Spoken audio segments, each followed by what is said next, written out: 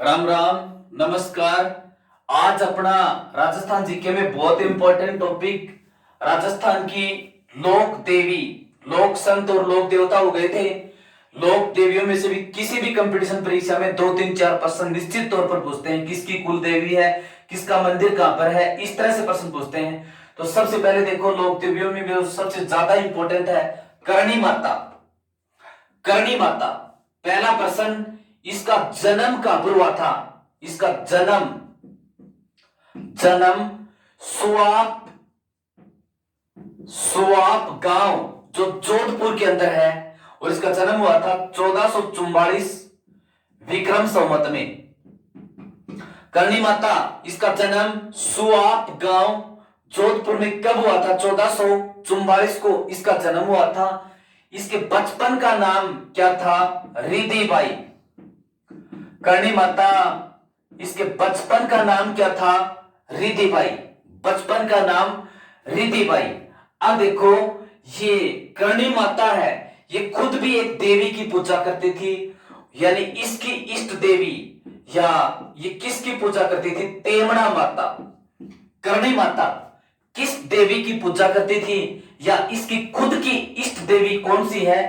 तेमड़ा माता। ये करणी माता का एक अवतार माना जाता है। वो कौन सा पक्षी? सफेद चील। तो सफेद चील किसका अवतार माना जाता है? करणी माता का अवतार माना जाता है। ये किसकी देवी है? बीकानेर है, बीकानेर।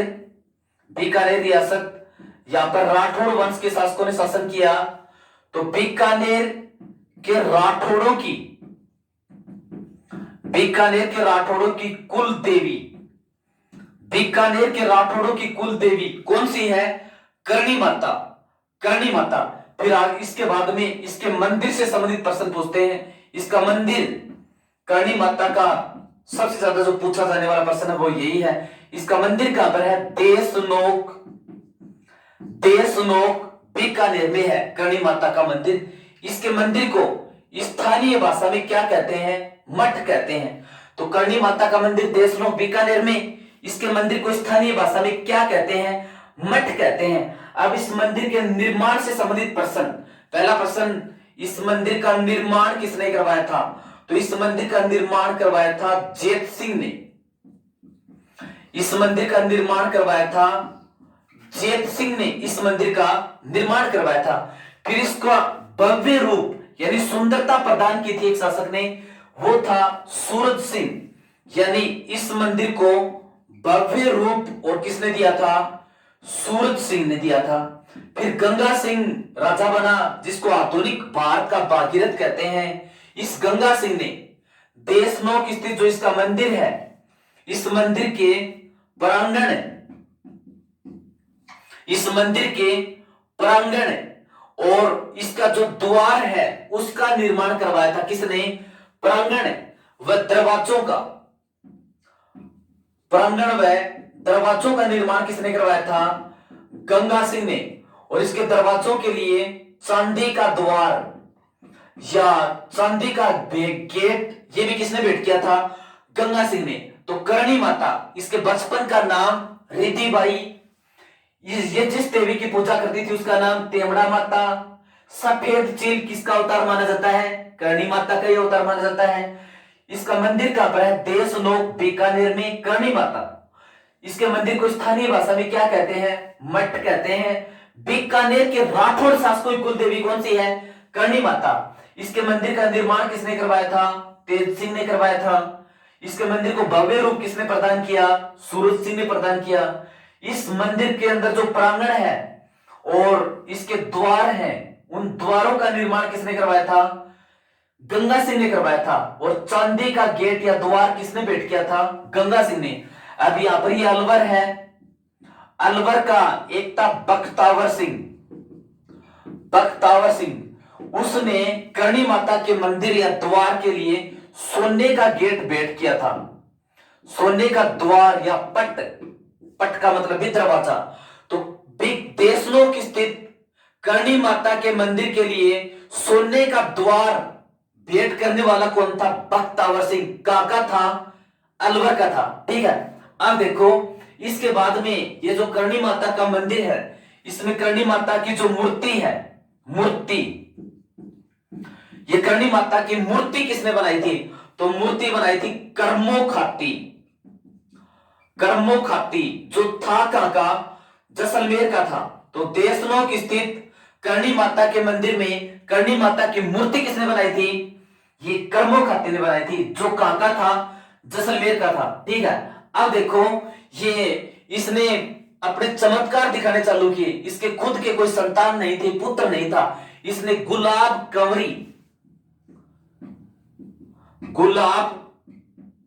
कंवरी का एक पुत्र गोद लिया था, उसका नाम था लाखन जी। लाखन जी ये बीमारी से मर गया था और करणी माता ने अपने चमत्कार से इसको जीवित कर दिया। किसको? लाखन जी को। तो इसके खुद के कोई संतान नहीं थी, इसके लाखन जी को गोद लिया था, इसको जीवित कर दिया।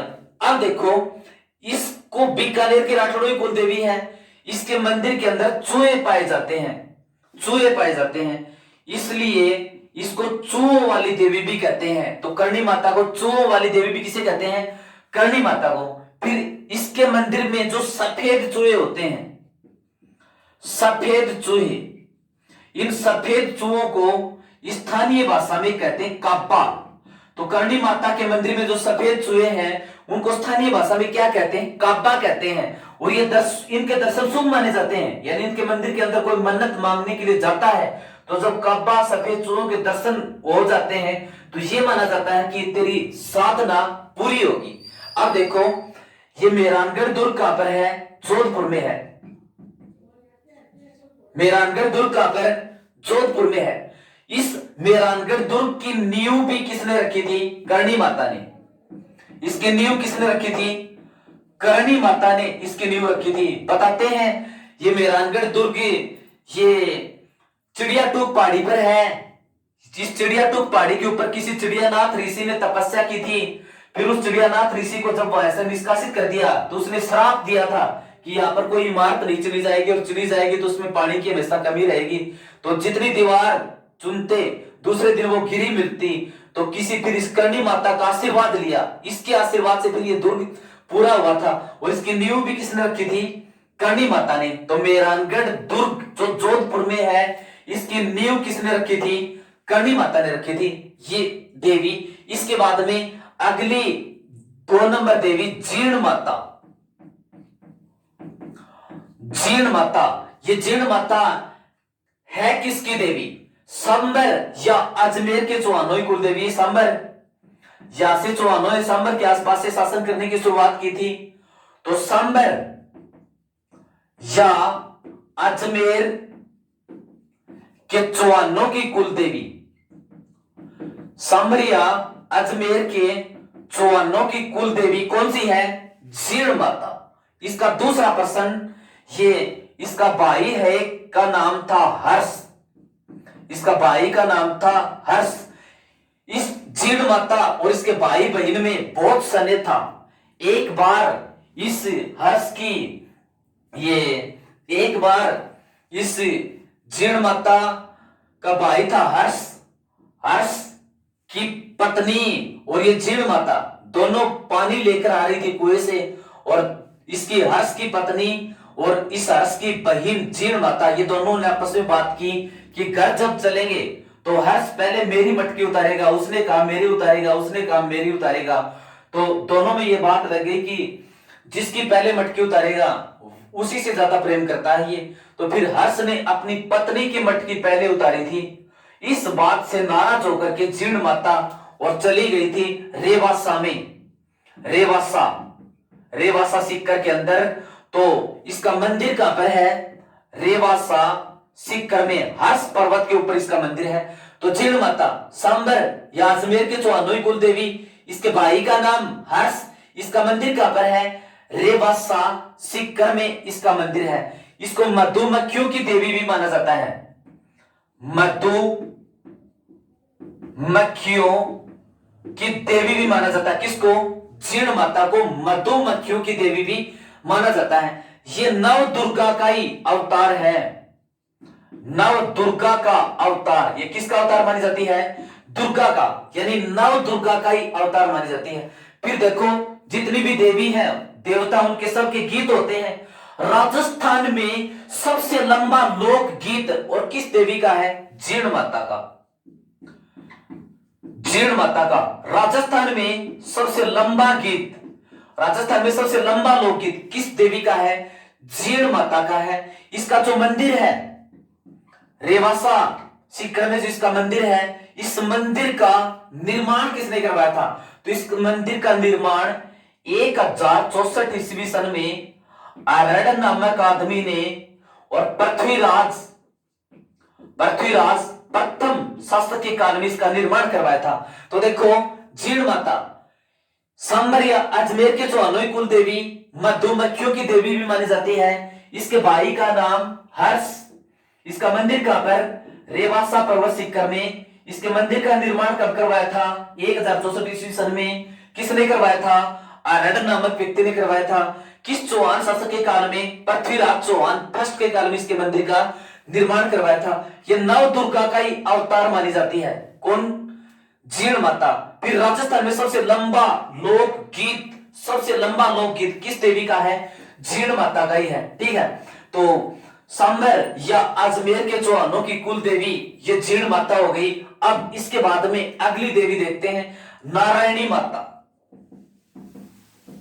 नारायणी माता, अगली देवी नारायणी माता। पहला क्वेश्चन, ये किसकी कुल देवी है? नाइयों की कुल देवी है। नाइयों की कुल देवी। तो नाइयों की कुल देवी कौन सी है? नारायणी माता। इस नारायणी माता का मंदिर कहां पर है? सरिस्का बैरणे है अलवर में। उस सरिस्का बैरणे के अंदर एक पहाड़ी है, उस पहाड़ी के ऊपर इसका मंदिर है। तो नारायणी माता, नाइयों की कुल देवी कौन सी है? नारायणी माता। इसका मंदिर बरवा डोंगरी पहाड़ी, बरवा डोंगरी पहाड़ी जो राजगढ़ अलवर में है। राजगढ़ अलवर में है। नाइयों की कुल देवी कौन सी है? नारायणी माता। इसका मंदिर बरवा डोंगरी पहाड़ी राजगढ़ अलवर के अंदर है। ठीक है, अब देखो, इसके ऊपर प्रश्न ये पूछा जाता है ज्यादातर, इस मंदिर के अंदर जो चढ़ावा आता है, चढ़ावा, उसके ऊपर विवाद होता है। विवाद क्यों? अलवर के अंदर, नारायणी माता के अंदर ये परंपरा है कि इसका जो पुजारी होगा वो मीणा जाति का होगा। तो पुजारी मीणा जाति का, ये नाई जाति की कुल देवी। तो नाइयों और मीणा जाति में इसके चढ़ावे को लेकर के विवाद है। तो नारायणी माता के मंदिर में कौन से दो समाजों के मध्य और चढ़ावे को लेकर विवाद है? तो नाई और मीणा जातियों के मध्य। तो नाई, प्रश्न को दूसरी तरह से पूछे, नाई और मीणा जातियों के मध्य चढ़ावे को लेकर के किस देवी के मंदिर के विवाद है? तो किस देवी के मंदिर का विवाद है? नारायणी माता। अब देखो, इसके बाद में अगली देवी रानी सती। रानी सती, इसको दादी जी भी कहते हैं।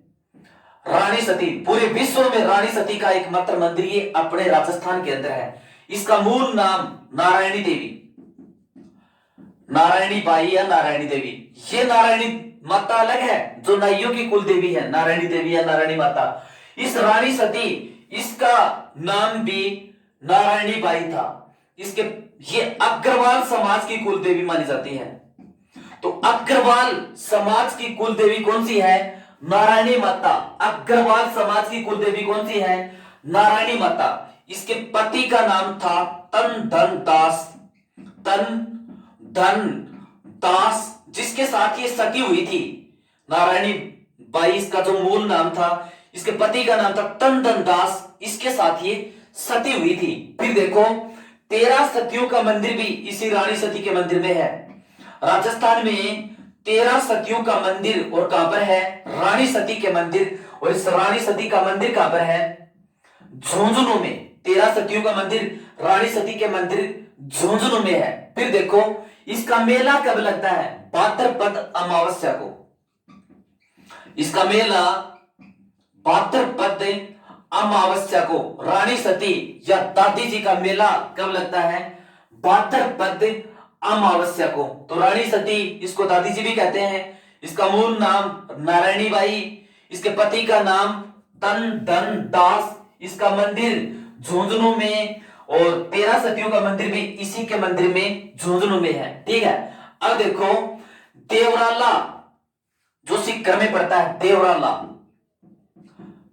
देवराला जो सीकर में पड़ता है, देवराला के अंदर 1987 में रूप कंवर अपने पति के साथ सती हुई थी। इसके बाद में इस मेले के ऊपर प्रतिबंध लगा दिया था। ठीक है, अब देखो इसके बाद में अगली देवी तनोट माता, तनोट माता, तनोट माता, तनोट पड़ता कहां पर है? जैसलमेर में। तनोट माता, तो पहला प्रश्न तो ये हो ही गया, इसका मंदिर कहां पर है?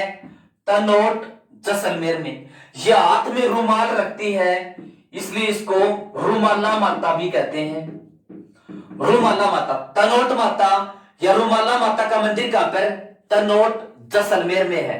बताते हैं भारत और पाकिस्तान के मध्य जब युद्ध हुआ था तो इस तरफ से पाकिस्तान की तरफ से जो गोला बारूद दागे गए थे उनका और सेना के ऊपर कोई भी असर नहीं पड़ा इस देवी के आशीर्वाद से। इसलिए सेना ने या बीएसएफ ने अपनी इसको कुल देवी स्वीकार कर लिया। तो इसके उपनाम बीएसएफ की कुल देवी, बीएसएफ की कुल देवी। थार के मरुस्थल में इसका महत्व है वैष्णो देवी से कम नहीं है, तो इसको थार की वैष्णो देवी भी कहते हैं, थार की वैष्णो देवी भी कहते हैं। इसके हाथ में रुमाल, इसलिए इसको रुमाल वाली देवी भी कहते हैं। तो थार की वैष्णो देवी, बीएसएफ की कुल देवी, रुमाल वाली देवी किसे कहते हैं? तनोट माता, जिसका मंदिर कहां पर है?